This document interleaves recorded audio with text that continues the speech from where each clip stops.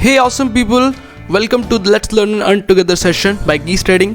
आज हम लोग famous book secret of pivot boss by Franklin Ochoa का एक नया कॉन्सेप्ट जानने वाले हैं। क्या होगा अगर वैल्यू एरिया विथ वाइड होता है, क्या होगा अगर वैल्यू एरिया विथ नैरो होता है, और क्या होते हैं ये वर्जिन मनी जोन लेवल्स। हाँ, आखिर ये कैसे इम्पैक्ट करते हैं मार्केट को, क्यों मार्केट कुछ दिन ऊपर जाने के बाद अचानक से फॉल होकर वर्जिन सीपीआर पे ही आ जाता है। सो ये सब जानने में अगर आपको इंटरेस्ट है तो ये लेसन आज आपके लिए है। तो टुडेज़ मार्केट सेशन में आज हम लोग डिस्कस करेंगे कि मार्केट सेशन जो है वो वैल्यू एरिया के साथ का क्या रिलेशनशिप है, वर्जिन मनी जोन लेवल्स कैसे होते हैं और क्या इम्पैक्ट होता है उनका, और कुछ एग्जांपल्स भी डिस्कस करूंगा। सो मैंने बैंक निफ्टी से कुछ एग्जांपल्स लेके ये 2 स्लाइड्स में डाला हूँ, and after learning these lessons will discuss on these. Okay, so lessons को पूरा देखिएगा गाइस। सो स्टार्ट करते हैं। सो वैल्यू एरिया विथ पे the width of the value area can be important part of the puzzle when planning for the current session activity. So बोलता है कि value area width को starting में ही देख करके बहुत सारी इंफॉर्मेशन गेन किया जा सकता है। सो क्या इंफॉर्मेशन है और कैसे गेन किया जा सकता है। सो बताता है कि the width of money zone level can be a big determining factor on price movement of the range is abnormally wide या नैरो। सो कभी कभी आप देखते हैं कि जो रेंज होता है वो एबनॉर्मली वाइड होता है।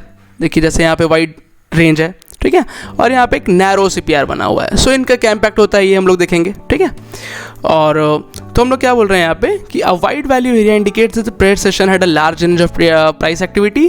This can be the result of several days including trend day, double distribution day and expanded typical days. Generally क्या होता है दोस्तों कि पिछले दिन का मार्केट एक्टिविटी किस तरह का था ये इम्पैक्ट करता है करंट डे सेशन को। अगर पिछला दिन का एक्टिविटी मेरा अगर साइडवेज है, ठीक है, या फिर मान लीजिए बहुत ही नैरो रेंज में ट्रैवल किया है, तो नेक्स्ट दिन जो है हम लोग को बूम देखने का चांसेस मिल सकता है, ठीक है। और मान लीजिए अगर आज का सेशन बहुत ज़्यादा ट्रेंडिंग हो गया, ठीक है, सपोज मार्केट जो है बैंक निफ्टी 1000 पॉइंट्स का मूव दे दिया या 700-800 पॉइंट का मूव दे दिया, तो जाहिर सा बात है next day we can't expect much, ठीक है। तो हम लोग को साइडवेज होने का चांसेस रहेगा, टिपिकल टिपिकल डे होने का या फिर एक्सपेंडेड टिपिकल डे होने का चांसेस रहता है।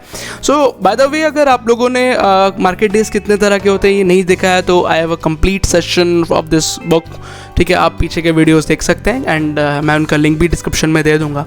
सो बोल रहा है कि if the width of the value area is wide, you will usually look to trade within the extremes of the initial balance as these will likely to hold throughout the session. This is a very important line.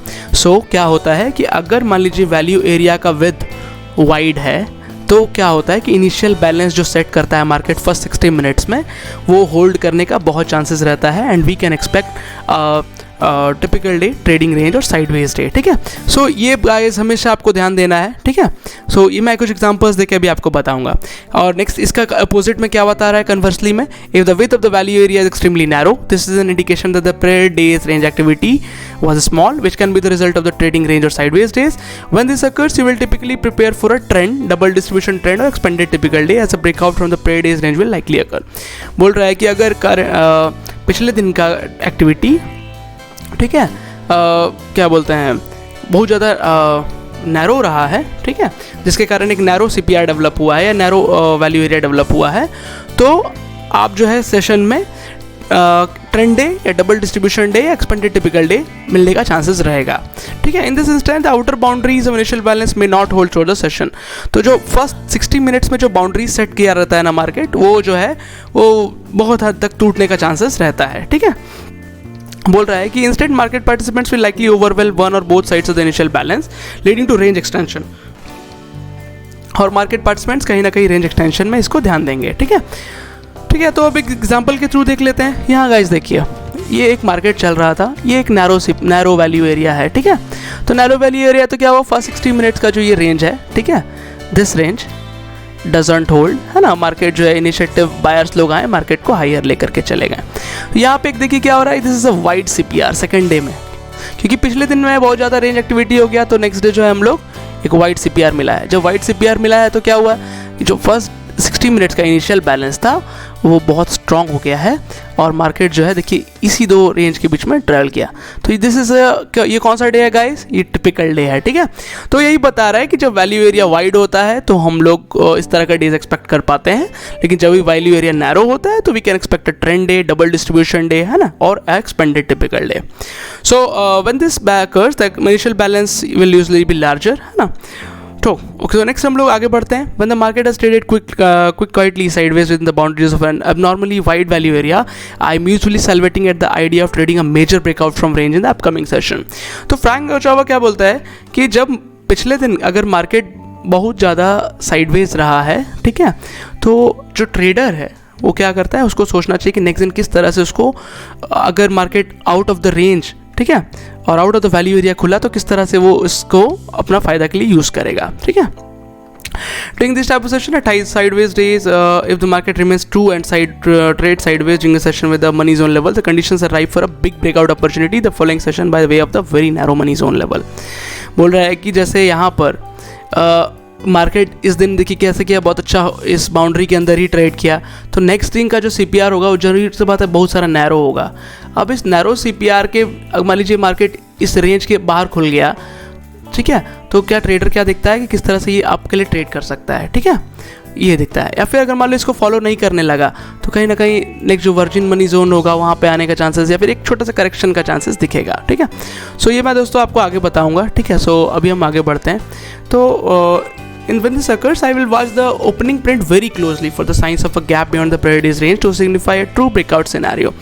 So बोल रहा है कि जब भी ऐसा होगा तो ये जो फ्रैंक ओचावा क्या करते हैं, ओपनिंग प्रिंट को बहुत ध्यान से देखते हैं और किस तरह से मार्केट जो है एक्सेप्ट करेगा उस रीजन को या रिजेक्ट करेगा उसको देखते हैं. सो गाइज मैं आपको पूरे सेशन में यही बताया हूँ कि market is all about accepting and rejecting a value area. ठीक है. सो यहाँ देखिए यहाँ पे क्या हुआ, इस वाले एग्जांपल को अगर मैं आपको ध्यान से समझा दूँ. So market has a wide CPR and market traded in this initial balance. ठीक है. इनिशियल बैलेंस जो सेट किया उसके अराउंड ट्रेड करता रहा. नेक्स्ट दिन का CPR क्या हुआ, नैरो हो गया. मार्केट क्या हुआ, इस रेंज के नीचे खुला है. ठीक है, रेंज के नीचे खुला है और जो है देखिए किस तरह अच्छा से ये डाउन की तरफ फॉल किया. ठीक है. सो ये है कि रेंज के बाहर खुला है and we have narrow CPR. तो यही है वैल्यू एरिया विथ का देख करके समझने का फायदा. ठीक है. Therefore with a narrow range breakout opportunity, I like to see the opening print occur beyond the prior day's range, which usually sets up nicely for a big movement, but not always. तो यार but not always ये तो हमेशा ही रहेगा. ठीक है. ये आपको बस अपना स्टॉप लॉसेस एडजस्ट करके रखना होता है. when we see the opportunity we take trades, है ना. but अब आगे बढ़ते हैं हम लोग. Therefore you are less likely to see fireworks in the market if the breakout occurs at some point in the session. Okay. बोल रहा है कि in this case अगर मान लीजिए what if the market opens within the day's narrow range, है ना.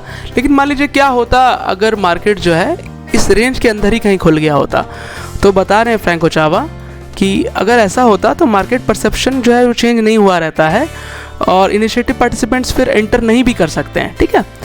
तो इसके लिए रेंज के आउटर खुलना इंपॉर्टेंट है. ठीक है. मतलब ट्रेड ए रेंज के बाहर खुलना इंपॉर्टेंट है. अगर मान लीजिए इस रेंज के अराउंड में मार्केट ट्रैवल करने लगता तो कहीं ना कहीं हम लोग को फिर से वही जो है टिपिकल वाला सिनेरियो हो गया या फिर साइडवेज या फिर रेंज डे का सिनेरियो देखने के लिए मिलता. ठीक है. So therefore you are less likely to see fireworks in the market even if a breakout occurs at some point in the session, although slim chance does still exist. तो slim chance तो हर समय रहता है कभी कुछ भी होने का. ठीक है. बट कितना फेवरेबल हम लोग प्रोबेबिलिटीज बनाते हैं that is important in trading. Okay. So therefore a breakout from a narrow money zone levels में स्पार्क की price movement but confirmation pass the pair days will need to be seen in order for a move with the true market participation. ठीक है. तो वही है कि narrow money zone level पे price जो है कंफर्मेशन जब आपको मिले so we can expect a trend scenario. ठीक है. और डबल डिस्ट्रीब्यूशन सिनेरियो और एक्सपेंडेड टिपिकल डे सिनेरियो. ठीक है. सो अभी हम लोग चलते हैं वर्जिन मनी जोन लेवल्स पे दोस्तों. मैं एक दो एग्जांपल्स पहले आपको इसका बता देता हूँ नैरो CPR का. तो ये बैंक निफ्टी का चार्ट्स है. जैसा कि आप देख रहे होंगे कि यहाँ पे जब नैरो CPR हुआ है तो पिछले दिन का मार्केट देखिए क्या हुआ. पिछले दिन पे मार्केट जो था इस पर एक रेंज में ट्रैवल किया. ठीक है. और नेक्स्ट दिन जो मार्केट खुला है तो इस रेंज के अराउंड तुरंत तोड़ दिया इसको और मार्केट जो है देखिए ट्रेंडिंग रह गया. ठीक है. नेक्स्ट दिन का CPR देखिए फिर वाइड रहा तो मार्केट जो है साइलेंटली इसके अराउंड ट्रेड किया है. ठीक है. इस CPR के ही अराउंड पे अंदर पे लास्ट में थोड़ा सा तोड़ा है वो आपका एक्सपेंडेड टिपिकल डे सिनेरियो बोल करके, है ना. तो यही इम्पैक्ट है दोस्तों वैल्यू एरिया विथ का. तो आप जब इसको ध्यान से समझिएगा when you will see charts and go through them lot of charts then you will have established relations और आपको चार्ट लेने में मज़ा आता आएगा. ठीक है. सो वर्जिन मनी जोन पे चलते हैं.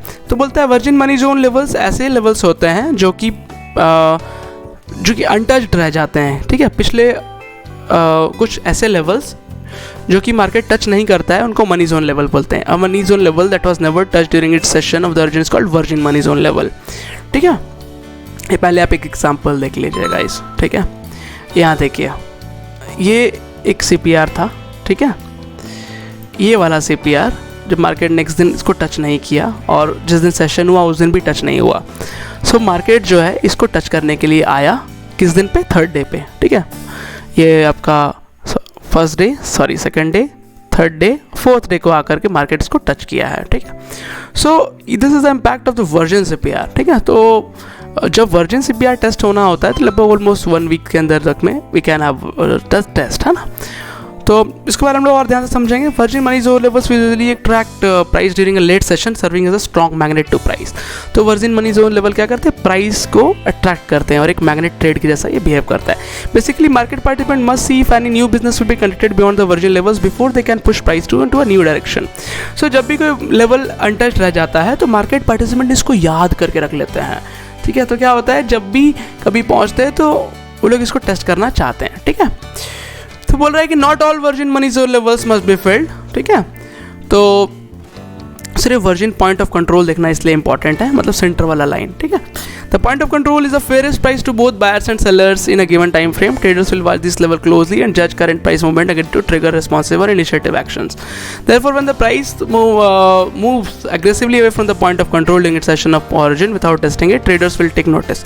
तो मैंने आपको बता दिया ये चीज़। ठीक है, सो एक एग्जांपल के थ्रू चलते हैं हम लोग। जैसे देखिए मार्केट जो है क्या हो रहा था, डाउन ट्रेंड पे चल रहा था। ठीक है, ये आपका एक POC था जो टच नहीं हुआ था। ठीक है, तो मार्केट क्या हुआ, ट्रू ट्रेंड के अपोजिट में 2 दिन गया और यहीं पे देखिए रिजेक्शन हुआ है। ठीक है, पॉइंट ऑफ कंट्रोल पे जैसे ही पहुंचा we continuation of the trend. Market एक डाउन ट्रेंड पे चल रहा था। ठीक है, और हम लोग एक कंटिन्यूएशन इसमें देखे हैं। ट्रू ट्रेंड से अपोजिट 2 दिन गया और POC virgin point of control पे ये रिजेक्शन हुआ। तो ट्रेडर 2-3 चीज़ यहाँ पे देखते हैं। फ्रैंको चावा पहला देखते हैं यहाँ पे कि वो इनिशियल प्रिंट देखते हैं कि पहला 60 मिनट पे, मतलब जो है पहला 60 मिनट के अंदर ये हो रहा है कि नहीं। ठीक है, तो पहले इसको हम ध्यान से इसको पूरा पढ़ लेते हैं। ठीक है, first we know that when the market opens the day aggressively there is a chance of a typical day. ठीक है, और expanded typical day formation. Generally से बात है कि अगर मार्केट एग्रेसिव मूवमेंट पहले ही दे दिया होता है तो चांसेस रहता है कि आज टिपिकल डे होगा, मतलब पहले कुछ मूवमेंट देगा फिर साइडवेज हो जाएगा, या फिर एक्सपेंडेड टिपिकल डे होगा, मतलब कुछ मूवमेंट होगा, एक मॉडरेट इनिशियल बैलेंस बनेगा फिर उसको तोड़ेगा नीचे की तरफ। ठीक है, या फिर मॉडरेट इनिशियल बैलेंस नीचे की तरफ बनेगा तो तोड़ेगा ऊपर की तरफ। So guys by the way, अगर ये सब वीडियोस आपने नहीं देखे हैं तो you can go and see those videos. Okay, ठीक है, सो अब हम पढ़ रहे हैं और figure when the price rally to the VPC and began to hold, you could assume that with confidence the boundaries of the initial balance had been set for the day. तो मतलब क्या हुआ कि अगर मान लीजिए जब मार्केट यहाँ पर पहुँच के होल्ड करने लगा तो आपको समझ लेना है कि ये जो है इनिशियल बाउंड्री आपका सेट हो चुका है। ये वाला पॉइंट जो है इनिशियल बाउंड्री अब सेट हो गया है।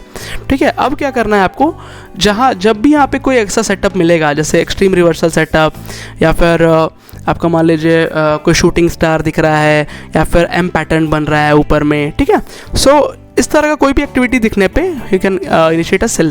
Secondly, since the price rallied away from the PPOC, any indication of the weakness at highs would trigger responsive selling activity. अगर यहाँ पे कुछ भी वीकनेस दिखेगा तो रिस्पॉन्सिव सेलर जो है वो आएंगे और मार्केट को जहाँ पे वो स्टार्ट हुआ था वहीं तक ले जाने का चांसेस रहेगा।